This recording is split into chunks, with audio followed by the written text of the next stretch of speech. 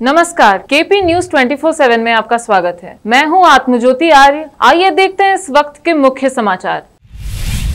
आज Bidar district नोटरीज association Bidar की ओर से नोटरी के नए एक्ट के खिलाफ किया गया विरोध प्रदर्शन। मुंबई क्रूज ड्रग्स मामले में आर्यन खान को हर शुक्रवार एनसीबी दफ्तर में हाजिरी से मिली छूट। बॉम्बे हाईकोर्ट ने कहा है कि जब भी दिल्ली एसआईटी समन करेगी तब आर्यन को होना होगा हाजिर। मुंबई में प्राइमरी स्कूल के बच्चों का खास अंदाज से हुआ स्वागत। टीचरों ने अनोखे तरह से पढ़ाई ABCD। आज भारत रत्न से नवाजे गए लौह पुरुष सरदार वल्लभ भाई पटेल की पुण्यतिथि पर प्रधानमंत्री नरेंद्र मोदी समेत कई नेताओं ने उन्हें याद किया और श्रद्धांजलि अर्पित की। हांगकांग के वर्ल्ड ट्रेड सेंटर में लगी आग, अंदर फंसे 300 से अधिक लोग।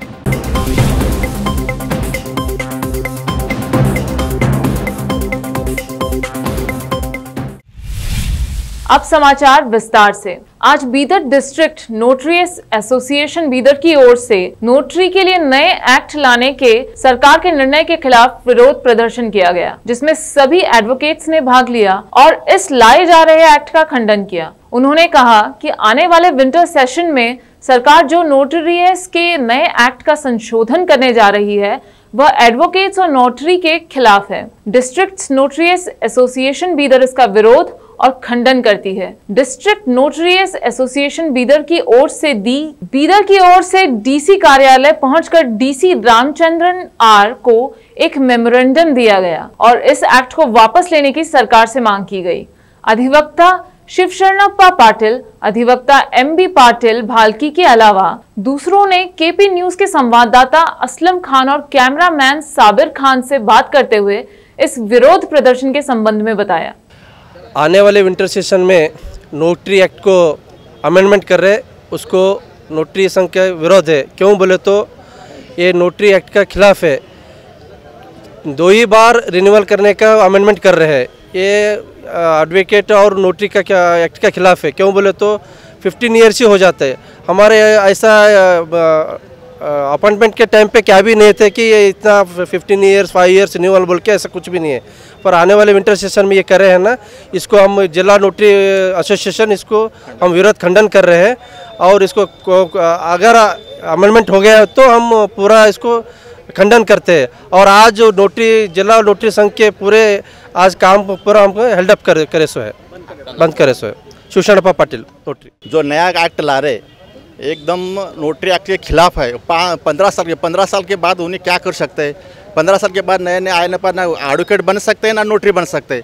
इस वास्ते हमारा बच्चों का ख्याल बोलो, घर चलाने का ख्याल बोलो, फैमिली मेंटेन भी नहीं कर सकते नया नोटरी बनाए तो कौन सा। इस वास्ते जो एक्ट ला रहे एकदम वो एक्ट एडवोकेट और नोटरी वालों को इसका दूसरों को लाना, पार्लियामेंट में लाना, फिर लाना MLA बनना 15 साल का, MP बनना 15 साल का, सब एडवोकेट पूरा वो नोटरी के पास वो ऊपर क्यों ला रहे? ये गलत है। इस वास्ते हम उसका खंडन कर सकते हैं।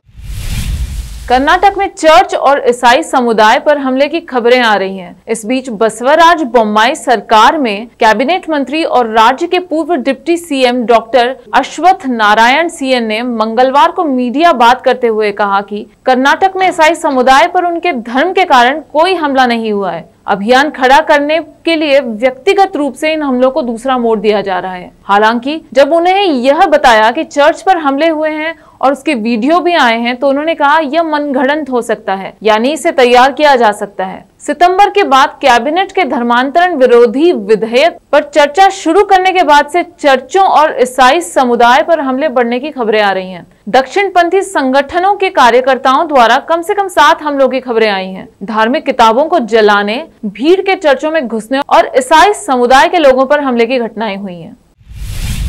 मुंबई क्रूज ड्रग्स मामले में आर्यन खान को राहत मिली है। कोर्ट ने आर्यन को हर शुक्रवार एनसीबी दफ्तर में हाजिरी से छूट दी है।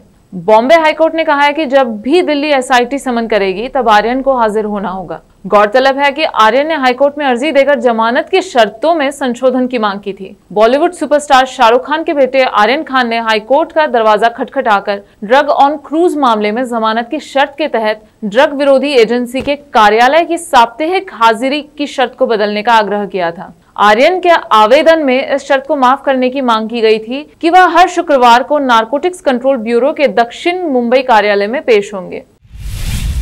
मुंबई में बुधवार को कोरोना वायरस महामारी के बीच प्राइमरी स्कूलों को फिर से खोल दिया गया है। करीब 1.5 साल के बाद दोबारा से स्कूलों के दरवाजे बच्चों के लिए खोले गए हैं। इसी बीच मुंबई में एक प्राइमरी स्कूल में बच्चों का स्वागत अनोखे तरीके से किया गया और बच्चों को पढ़ाई भी अलग अंदाज से करवाई गई। स्कूल आए छोटे बच्चों को पहले दिन टीचरों ने संगीत और गीत के जरिए पढ़ाई करवाई। बच्चों को गाते हुए अल्फाबेट पढ़ाए गए। इस दौरान बच्चे काफी खुश लगे और उन्हें पढ़ाई का ये नया तरीका काफी पसंद आया। टीचरों द्वारा बच्चों को गाकर अल्फाबेट सुनाए गए और बच्चों ने काफी मस्ती से उन अल्फाबेट को गुनगुनाया। एक टीचर ने बात करते हुए कहा कि लंबे समय से बच्चे ऑनलाइन ही पढ़ाई कर रहे थे। ऑनलाइन पढ़ाई करते समय चीजें साफ सुनाई नहीं देती थी, इसलिए अब वो बच्चों को अल्फाबेट गाते हुए पढ़ा रहे हैं ताकि बच्चे आसानी से उन्हें सीख सकें। वहीं एक बच्ची से जब पूछा गया कि ऑनलाइन पढ़ाई करना अच्छा लगा कि स्कूल आना, तो बच्ची ने कहा कि उसे स्कूल आकर पढ़ना पसंद आया है।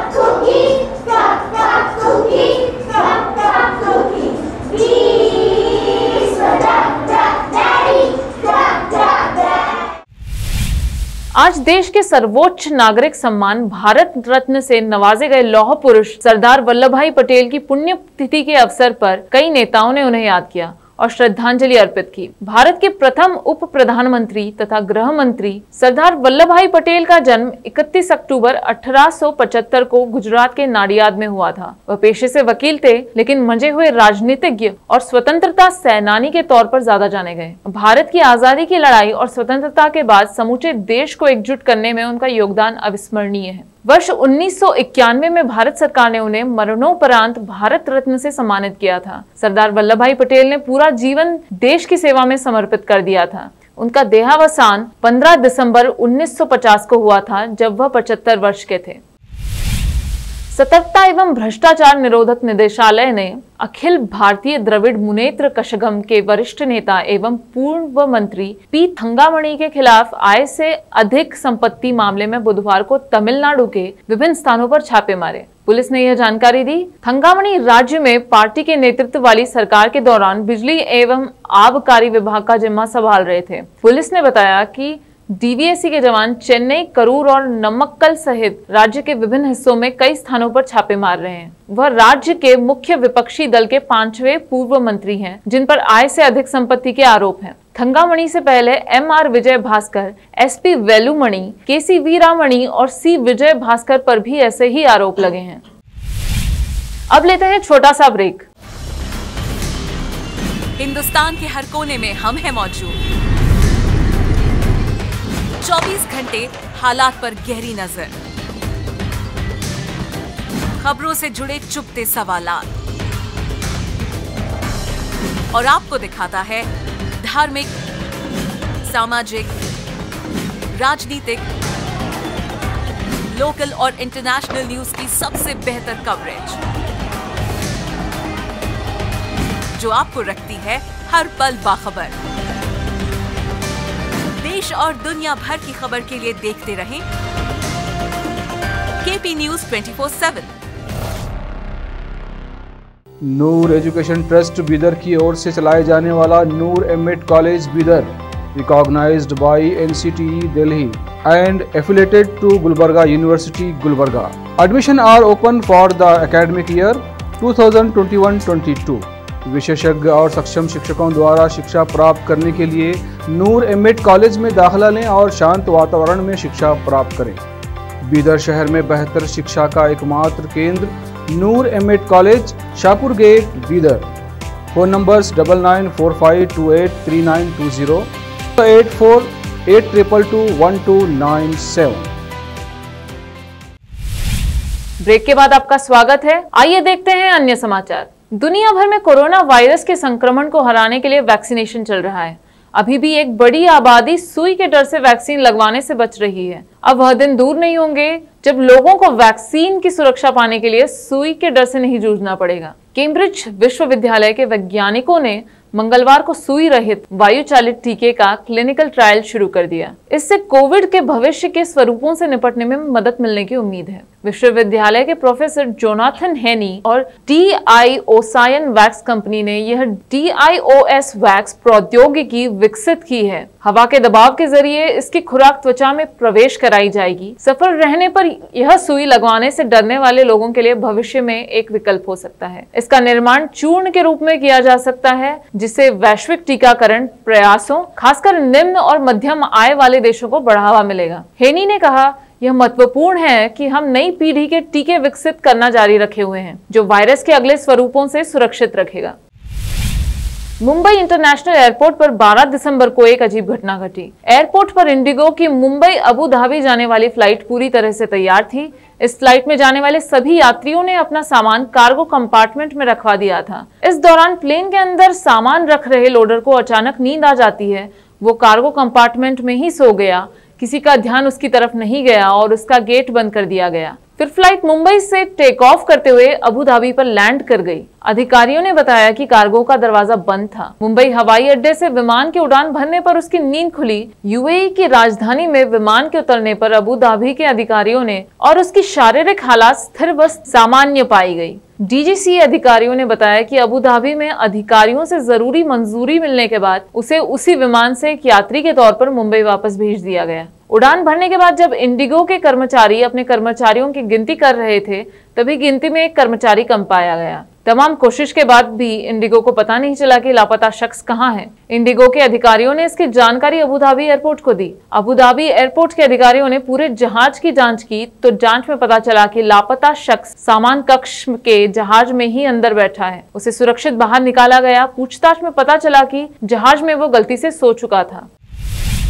दुनिया की बड़ी कंपनियों में भारतीयों का दबदबा बढ़ रहा है। हाल ही में पराग अग्रवाल को ट्विटर की कमान मिली। वहीं अब भारतीय मूल की लीना नायर को फ्रांस के लग्जरी ग्रुप शनेल की मुख्य कार्यकारी अधिकारी बनने जा रही हैं। लीना अभी तक एंग्लो डच कंपनी यूनिलीवर की मुख्य मानव संसाधन अधिकारी की जिम्मेदारी संभाल रही थी। यूनिलीवर की पहली महिला और सबसे कम उम्र की मुख्य मानव संसाधन अधिकारी लीना ने कंपनी से इस्तीफा दे दिया है। अब वह CEO के रूप में शनेल ज्वाइन करने जा रही हैं। यूनिलीवर ने बयान में कहा, कंपनी की CHRO लीना नायर ने जनवरी 2022 में कंपनी छोड़कर नए अवसर का रुख करने का फैसला किया था। वह शनेल से ग्लोबल चीफ एग्जीक्यूटिव ऑफिसर के रूप में जुड़ रही हैं। रिपोर्ट्स के मुताबिक लीना नायर फ्रांस के लग्जरी ग्रुप शनेल में अपने नए रोल में लंदन में काम संभालेंगी।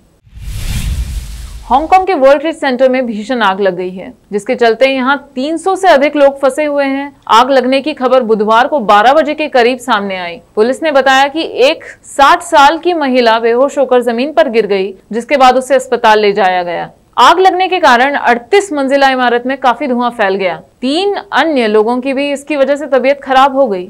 इस इमारत में ऑफिस, मॉल, दुकानें और रेस्तरां हैं। रिपोर्ट के अनुसार अब भी कई लोग इमारत में फंसे हुए हैं। इन लोगों को बाहर निकालने के लिए दमकल कर्मी लैडर का इस्तेमाल कर रहे हैं। इमारत में निचली मंजिलों से लोगों को बचाते हुए देखा गया है। आग को लेवल 3 की घटना बताया गया है। शहर में आग की गंभीरता को 1 से 5 के पैमाने पर वर्गीकृत किया गया है, जिसमें बाद वाला पैमाना सबसे गंभीर होता है। एक पुलिस प्रवक्ता ने कहा कि उन्हें आग की घटना से जुड़े कई फोन आए हैं, जिसमें बताया गया कि इमारत की पिछली सीढ़ियों पर घना धुआं छा गया है। आखिर में फिर एक बार देखते हैं मुख्य समाचार। आज बीदर डिस्ट्रिक्ट नोटरीज एसोसिएशन बीदर की ओर से नोटरी के नए एक्ट के खिलाफ किया गया विरोध प्रदर्शन।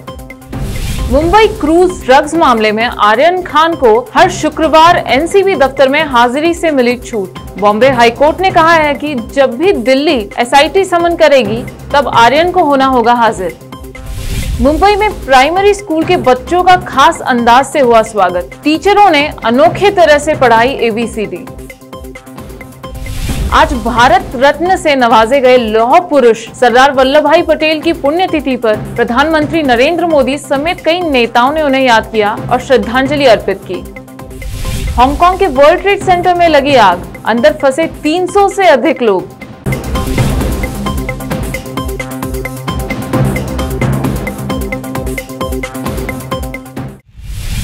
KP न्यूज में अब तक के लिए इतना ही। देश प्रदेश के समाचारों के लिए देखते रहिए KP न्यूज 24/7। धन्यवाद।